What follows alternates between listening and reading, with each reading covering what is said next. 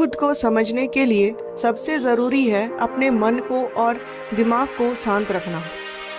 मन को शांत रखना सरल काम नहीं है, लेकिन इम्पॉसिबल भी नहीं है। जब मन अशांत होता है तब हम बड़े निर्णय नहीं ले पाते हैं और छोटी छोटी बातों के फैसले लेने में भी गलतियां करते हैं। हमारा मन उस काम को करने को भी राजी हो जाता है जो हम नहीं करना चाहते, और जो हम चाहते हैं वो नहीं करते। ऐसा इसलिए होता है क्योंकि हमारा मन परेशान होता है और नहीं जान पाता कि वो क्या चाहता है। इसलिए ज़रूरी है कि हम अपने मन और दिमाग को शांत रखें और खुद को जानने की कोशिश करें कि हम क्या चाहते हैं और हमारे लिए क्या सही है। आज की बिजी लाइफस्टाइल में व्यक्ति के पास सभी काम करने के लिए टाइम है, लेकिन यदि बात आती है खुद को वक्त देने की, खुद से बातचीत करने की, मन को शांत करने की, उसे समझने की, तो किसी के पास समय नहीं होता है। लोग मशीन की तरह काम कर रहे हैं, आज की भागदौड़ में शामिल है, जिसकी वजह से उन्हें तनाव भी होता है और परेशान रहते हैं। किसी भी चीज़ को समझने के लिए सबसे पहले मन को शांत रखना चाहिए और फिर काम पर ध्यान देना चाहिए, क्योंकि हम मन में ही प्रश्न खोज लेते हैं और मन में ही जवाब देकर बैठ जाते हैं। भगवान कृष्ण ने मन को शांत रखने के लिए 2 चीज़ें बताई हैं। भगवत गीता में भगवान श्री कृष्ण कहते हैं, मन का बेचैन होना उसका स्वभाव है। हमारे मन को लगता है कि अगर वो अलग अलग बातों के बारे में सोचता रहेगा तो हमें आने वाली हर मुश्किल और मुसीबत से बचा लेगा, पर ऐसा होता नहीं है।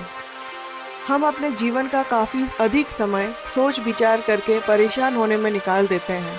भगवान श्री कृष्ण कहते हैं कि मन का ये स्वभाव बदलना मुश्किल ज़रूर है, असंभव नहीं। भगवान श्री कृष्ण हमें हमारे मन को शांत और स्थिर करने के लिए 2 उपाय देते हैं। पहला, ध्यान लगाना या मेडिटेट करना।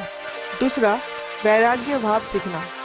अब ध्यान या मेडिटेशन शब्द सुनते ही आप में से कई लोग कहेंगे कि आप आँख बंद कर सांसें अंदर बाहर नहीं ले सकते। यहाँ हम सब गलती कर बैठते हैं।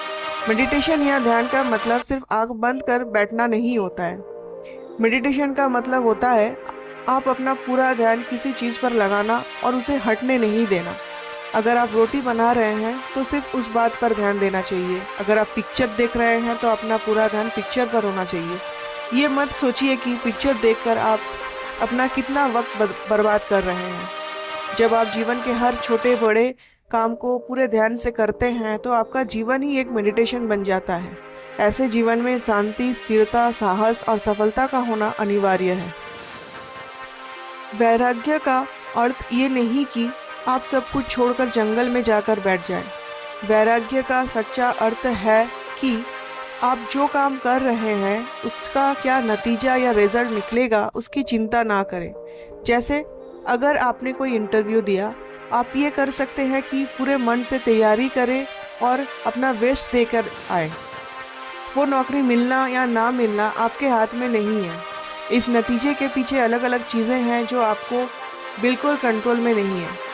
तो जिस चीज़ के बारे में आप कुछ नहीं कर सकते उसके बारे में चिंता भी ना करें। यही वैराग्य का सच्चा मतलब होता। अच्छा, अब एक बात बताइए, क्या आप कुएं को कह सकते हैं कि वो काँव काँव की आवाज़ ना करे? या फिर क्या आप किसी मेढक को कह सकते हैं कि वो पानी देखते ही ऊंची छलांग ना मारे?